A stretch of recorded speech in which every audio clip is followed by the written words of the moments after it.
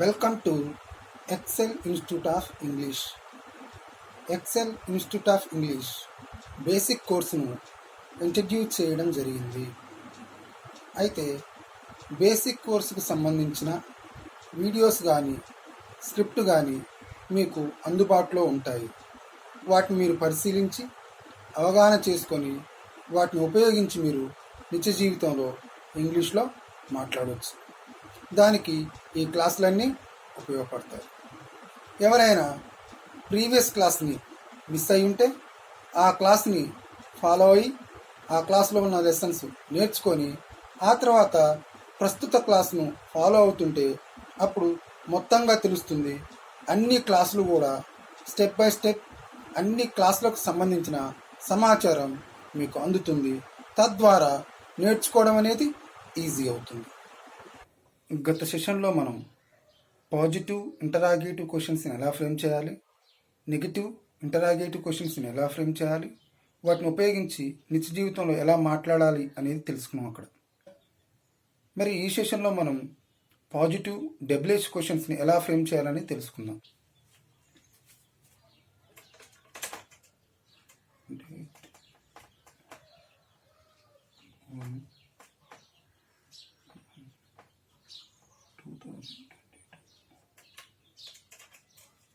Day 8 Part 3 Positive WH questions. Positive WH questions.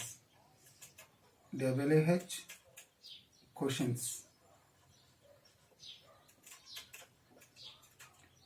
WH questions. WH క్వశ్చన్స్లో first what అంటే అర్థం ఏమొస్తుంది?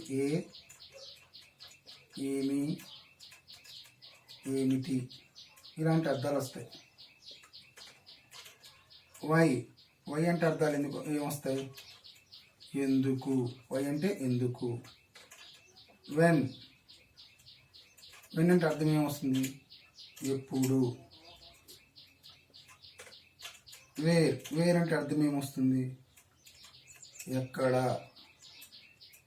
Right. Which అంటే అర్థం ఏమొస్తుంది?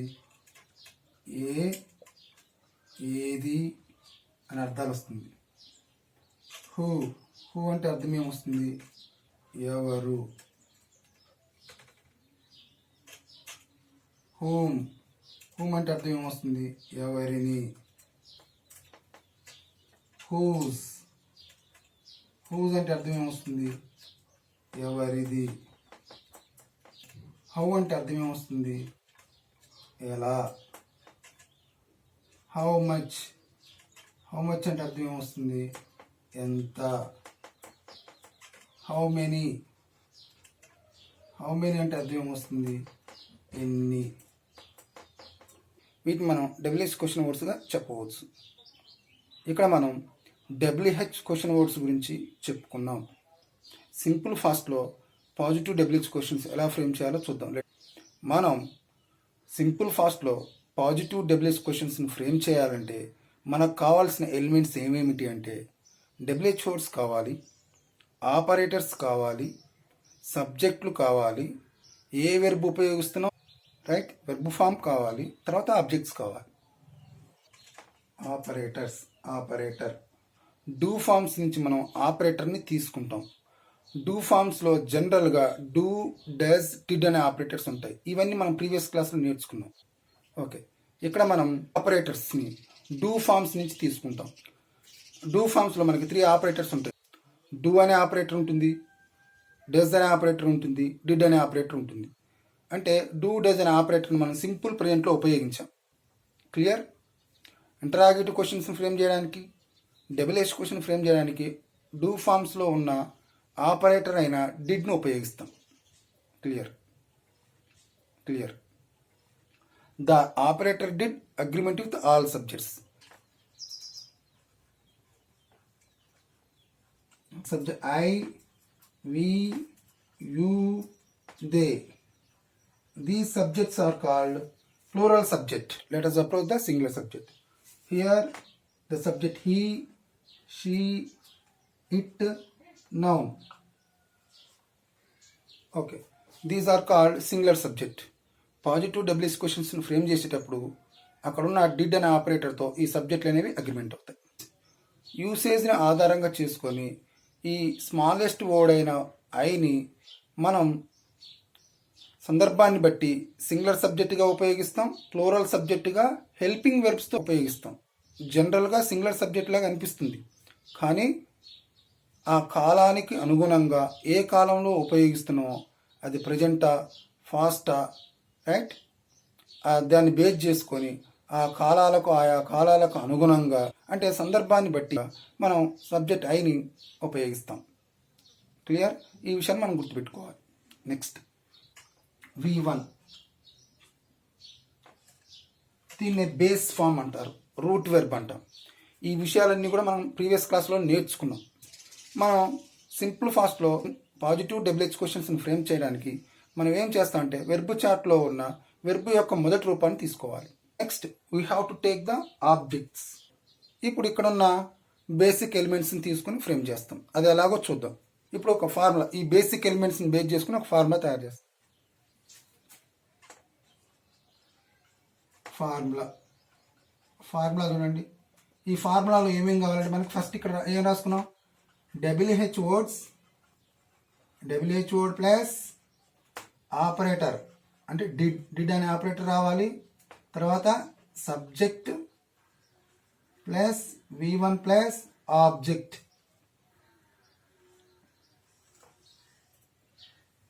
This is the formula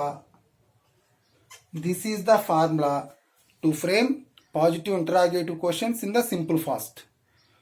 simple ఫాస్ట్లో పాజిటివ్ ఇంటరాగేటివ్ క్వశ్చన్స్ ఫ్రేమ్ చేయాలంటే మనకి ఈ ఫార్ములా ఉపయోగపడుతుంది. ఈ ఫార్ములాలో ఉన్న ఎలిమెంట్స్ ఏంటంటే మనం ఇప్పటివరకు చెప్పుకున్నాం. ఇప్పుడు చూడండి, ఒక వాక్యం తీసుకోండి. మీరు ఇక్కడకు ఎందుకు వచ్చారు?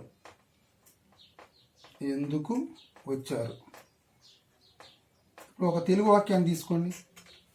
మీరు ఇప్పుడు ఇక్కడికి ఎందుకు వచ్చారు? ఈ తెలుగు వాక్యం ఉంది, దీన్ని ఇంగ్లీష్లో ఎలా చెప్పాలి అంటే దానికి ఒక ఫార్ములా ప్రకారం చెప్పాలి. Let us approach the word. మీరు ఇక్కడకు ఎందుకు వచ్చారు? ఇక్కడ ఉంది కదా, ఇందులో ఈ వాక్యంలో డబ్ల్యూహెచ్ వర్డ్ ఏంది? ఎందుకు అనేది ముందు రాసుకోవాలి. వాక్యాలు ఏమి ఉన్నప్పటికీ అందులో డబ్ల్యూహెచ్ వర్డ్స్ ఏమన్నాయో చూసి వాటిని రాసుకోవాలి. రైట్, ఎందుకు అంటే ఇక్కడ మనం నేర్చుకున్నాం, వై వచ్చేసింది. క్లియర్? డబ్ల్యూహెచ్ క్వశ్చన్ వర్డ్ వచ్చింది, ఫస్ట్ ఫార్మేట్లో నేర్చుకున్నాం. తర్వాత రావాల్సింది ఆపరేటర్స్. క్లియర్? ఆపరేటర్ కావాలి. మరి ఇందులో ఆపరేటర్ ఏంటి మనం ఉపయోగించేది? ఫాస్ట్లో డిడ్, వై డిడ్. ఇక్కడ ఈ వాక్యంలో సబ్జెక్ట్ ఏంది? మీరు ఇక్కడికి ఎందుకు వచ్చారు. ఇందులో సబ్జెక్ట్ ఏంది? మీరు అంటే ఏంటిది? యూ. సబ్జెక్ట్ యూ వచ్చింది, ఆ యూ దేంతో అగ్రిమెంట్ అవుతుంది? Operator did. Why did you? వచ్చారు, అందులో ఉన్న వెర్బు. వచ్చు అంటే వెర్బు ఏంటిది? కమ్. కమ్. రైట్, అది తీసుకుంటున్నాం. First form of the verb come. Why did you come? Right, ఇక్కడకు అని ఉంది. ఇక్కడకు అంటే ఇంగ్లీష్లో మనం ఏం వాడతాం పదం? ఇప్పుడు చూడండి, మొత్తం చెప్పండి. మీరు ఇక్కడికి ఎందుకు వచ్చారంటే why did you come here, ఇలా చెప్తాం. ఇప్పుడు మనం ఏం చేద్దామంటే ఈ ఫార్ములాను ఉపయోగించి ఎక్కువ సెంటెన్స్ను తయారు చేద్దాం. ఇప్పుడు మనం ఈ ఫార్ములాను ఉపయోగించి సెంటెన్స్ ఎక్కువ తయారు చేద్దాం. Right, frame for positive double H questions. Okay, మనం పాజిటివ్ డబుల్ హెచ్ క్వశ్చన్స్ని ఫ్రేమ్ చేయాలంటే మనకు ఒక ఫార్ములా కావాలి. ఏంటిది ఆ ఫార్ములా? ఇప్పుడు ఇక్కడ చూద్దాం.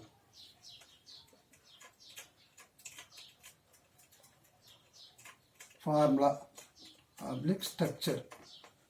రైట్, చూడండి, WH word plus did plus subject plus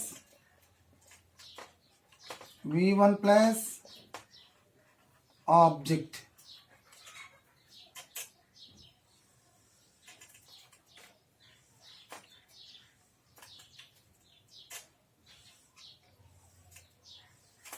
this is the formula. మనం పాజిటివ్ డబ్ల్యూహెచ్ క్వశ్చన్స్ ఫ్రేమ్ చేయడానికి కావాల్సిన ఫార్ములా ఏంటంటే ఇది. మరి ఇందులో ఉన్న ఎలిమెంట్స్ ఏమేమి ఉన్నాయి అంటే ఇక్కడ డబ్ల్యూహెచ్ వర్డ్స్ రావాలి, తర్వాత డిడ్ అనే ఆపరేటర్ రావాలి, తర్వాత సబ్జెక్ట్ రావాలి, తర్వాత first form of the verb రావాలి, తర్వాత ఆబ్జెక్ట్ రావాలి. Right, clear. తెలుగు వర్షన్ నుంచి ఒక సెంటెన్స్ తీసుకుందాం. మీరు నిన్న అతనికి ఏం చెప్పారు. రైట్, ఇది డబ్ల్యూహెచ్ క్వశ్చన్ తెలియజేస్తుంది. మీరు నిన్న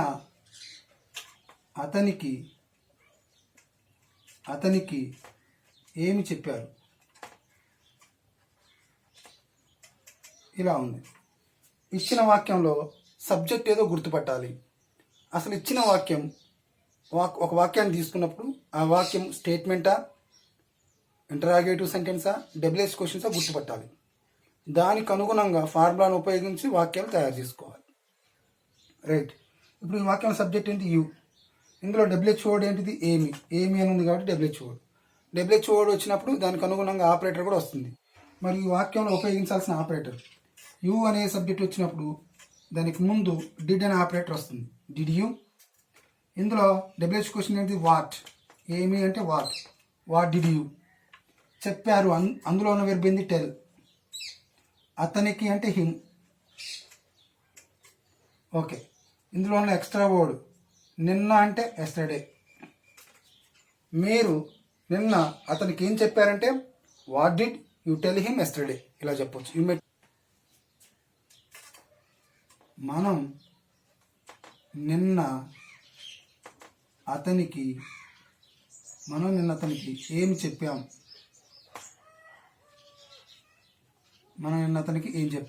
ఈ వాక్యంలో సబ్జెక్ట్ ఏంది మనం అంటే వి వచ్చింది కాబట్టి దీని ముందు రావాల్సిన operator did we.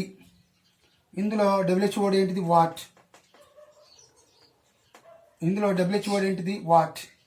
What did we. చెప్పాము అందులో వెర్బ్ ఏంటిది tell. What did we tell. అతనికి అంటే him. What did we tell him. నిన్న అంటే ఎస్టర్డే.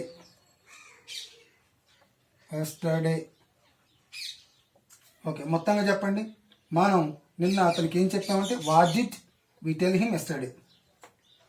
వారు నిన్న అతనికి ఏమి చెప్పారు.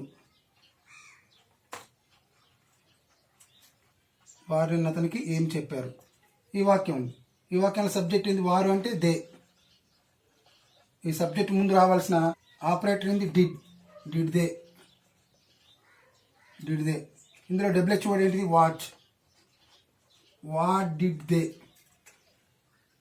ఏమి చెప్పారు ఇందులో వెర్బ్ ఏంటిది టెల్. అతనికి అంటే him. What did they tell him. నిన్న అంటే ఎస్టర్డే. ఇప్పుడు మొత్తంగా చెప్పండి. వారు నిన్న అతనికి ఏం చెప్పారంటే what did they tell him yesterday. అతడు అతనికి నిన్న ఏమి చెప్పాడు.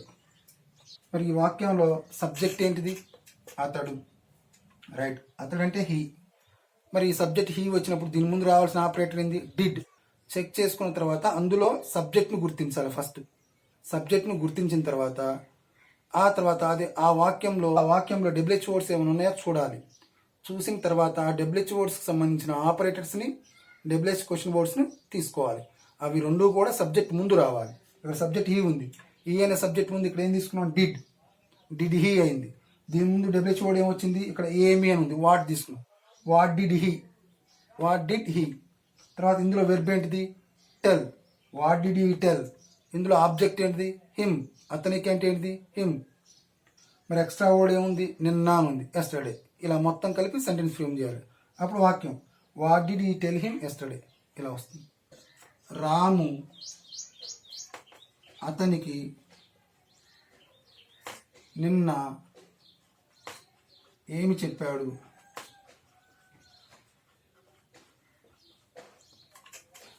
రామునికి నిన్న ఏం చెప్పాడు. ఇలా ఉంది ఈ వాక్యం. ఈ వాక్యంలో సబ్జెక్ట్ ఏంది రాము అనేది ఏంటిది నౌన్.